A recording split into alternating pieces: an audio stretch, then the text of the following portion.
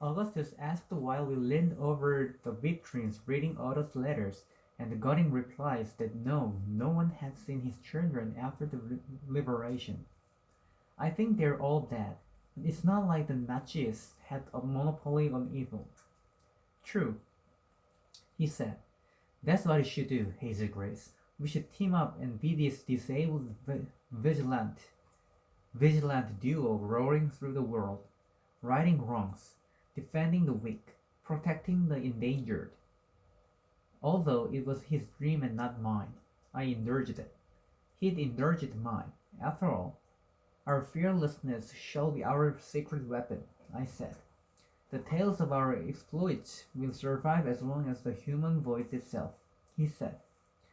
And even after that, when the robots recall the human absurdities of sacrifice and compassion, they will remember us. They will rub and laugh at our courageous folly, he said.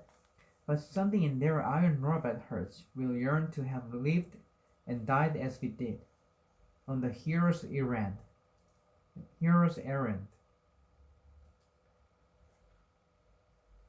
Augustus Waters, I said, looking up at him, thinking that you cannot kiss anyone in the Anne Frank house.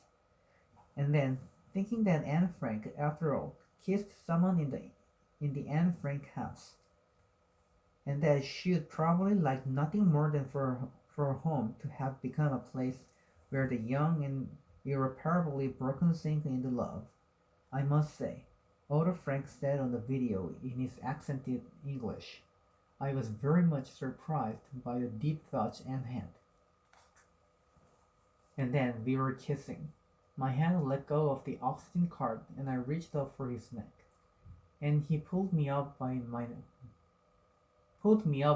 waist onto my tiptoes. As he parted lips as his parted lips met mine, I started to feel breathless in a new and fascinating way. The space around us evaporated, and for a weird moment I really liked my body. This cancer-ruined thing I'd spent years dragging around suddenly seemed worth the struggle, worth the chest tubes and the PICC lines and the ceaseless bodily betrayal of the tumors. It was quite a different Anne I had known as my daughter. She never really showed this kind of inner feeling. Otto Frank continued. The kiss lasted forever as Otto Frank kept talking from behind me, and my conclusion is, he said, since I had been in very good terms with Anne, that most parents don't know really their children. I realized that my eyes were closed and opened them. Augustus was staring at me, his blue eyes closer to me than they'd ever been. And behind them, a crowd of people three deep had sort of circled around us. They were angry, I thought, horrified.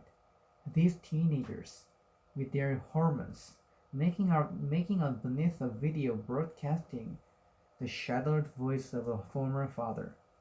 I pulled away from Augustus, and he snuck a peck onto my forehead as I stared down at my Chuck Taylors. And then they started clapping. All the people, all these others, just started clapping, and one shouted, "Bravo!" in a European accent. Augustus smiling, bowed, laughing. I curtsied ever so slightly, which was met with another round of applause. We made our way downstairs, letting all the others go down first. And right before we got to the cafe, where blessedly an elevator took us back down to the ground level and the gift shop, we saw pages of Anne's diary, and also her unpublished book of quotations. The quote book happened to be turned to a page of Shakespeare quotations. For whoso form that cannot be seduced, she'd written. Lidovite drove us back to the philosoph. Outside the hotel, it was drizzling, and Augustus and I stood on the brick sidewalk slowly getting wet. Augustus, you probably need some rest. Me. I'm okay. Augustus. Okay. Pause. What are you thinking about?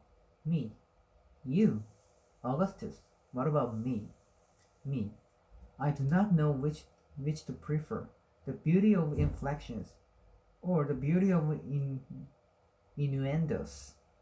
The blackbird whistling or just after. Augustus. God, you're sexy. Me. You could go to your room. Augustus. I've heard verse ideas. We skizzed into the tiny elevator together.